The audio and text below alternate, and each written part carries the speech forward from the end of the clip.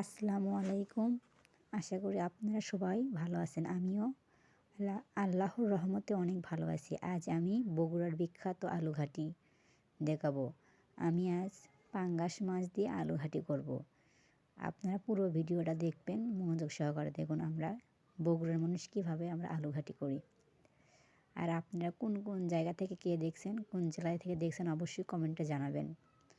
আমি কিন্তু বগুড়ার থেকে বলছি। আমি এখানে 2 কাপ পেঁয়াজ কুচি নিয়েছি, ভালোভাবে ভেজে নিব। দেখুন আমার পেঁয়াজ ভাজা হয়ে গেছে। আমি এখানে 3-4 দানার মতন জিরা দিলাম। আর আমি আদা, রসুন, শুকনো মরিচ পাটায় ভালোভাবে বেটে নিয়েছি, নিয়ে আমি এখানে দিলাম। একটু নাড়াচাড়া দিয়ে নেব যাতে নিচে পুড়ে না ধরে বা লেগে না ধরে। এই তো আমি নেড়ে দিচ্ছি, আপনারাও নেড়ে দেবেন। এবার আমি পরিমাণ মতো হলুদ গুঁড়া দিব 1 কাপ,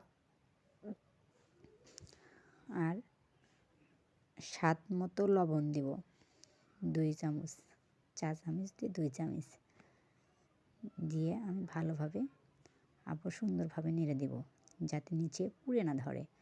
আর আমি অবশ্যই এখানে 1 কাপ পরিমাণে পানি অ্যাড করেছি, আপনারাও দেবেন। আপনি মশলাজাতভাবে কষাবেন তত মশলার স্বাদ আসবে বা টেস্ট আসবে। মশলা আপনি কষানোর মধ্যে আপনার তরকারি স্বাদ। আমি এখানে অল্প একটু পানি নিয়েছি, নিয়ে ভালোভাবে কষাচ্ছি যাতে মশলার কাঁচা কাঁচা গন্ধ না থাকে। একদম মশলার তেল ছাড়া পর্যন্ত আপনারা ওইভাবে কষাবেন, অনবরত নাড়বেন যাতে নিচে না লেগে ধরে। এই তো আমার মশলা প্রায় কষানো শেষ। এখন আমি এই মশলার মধ্যে পাঙ্গাস মাছ দিব। আমি পিস পিস করে পাঙ্গাস মাছ ভালোভাবে ধুয়ে রেখেছি, এখন আমি মধ্যে অ্যাড করব। এই তো পাঙ্গাস মাছটা একটু ভালো করে আমি 5 মিনিট কষাবো।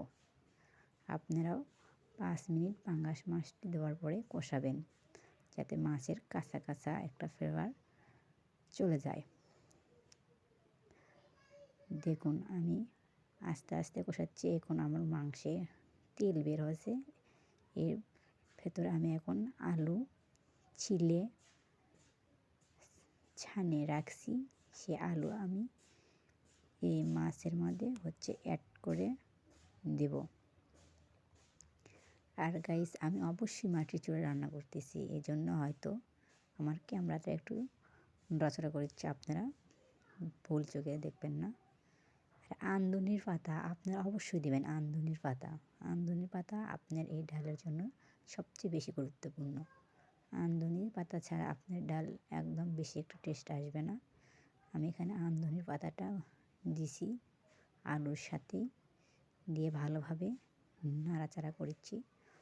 আর আলু ঘাটিটা আপনি সব সময়ের জন্য নাড়াচাড়া করবেন, সবসময়ের জন্য ঢাকনা দেবেনই না। আলু যখন দেবেন তারপরে আর ঢাকনা দেবেন না, সব সময়ের জন্য নাড়বেন যাতে নিচে না লেগে ধরে। আলু যদি একবার লেগে ধরে তাহলে আপনি আলু ঘাটি আর খাইতেই পারবেন না, পোড়া পোড়া গন্ধ আসবে। আমি এখানে 15 থেকে 20 মিনিটের মতন নাড়াচাড়া করব। যত কষানি করব আলু ঘাটি তত ভালো আসবে। দেখুন আমার আলু ঘাটির পানি একদম শুকিয়ে গেছে। যখন দেখবেন এরকম আলু ঘাটির পানি আর নাই, একদম শুকিয়ে গেছে, তখন আপনারা ফুটান্ত একবারে গরম পানি করে নিয়ে এর ভেতর দেবেন।